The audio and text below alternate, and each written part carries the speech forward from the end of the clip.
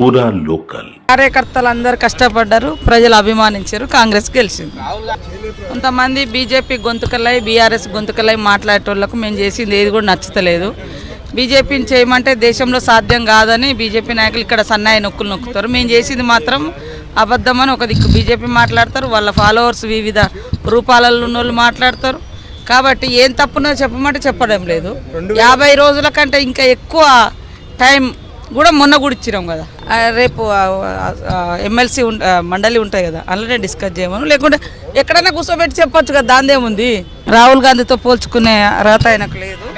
ఆ రోజు ఇక ఆయన గురించి ఆయన బాగా ఆలోచించుకొని మాట్లాడాలి, ఎక్కువ ఆలోచించుకొని మాట్లాడితే బాగుంటుంది చాలా. ఇంకా రాహుల్ గాంధీ గారిని కోట్ చేసినంటేనే ఆయన గురించి అర్థమైపోయింది.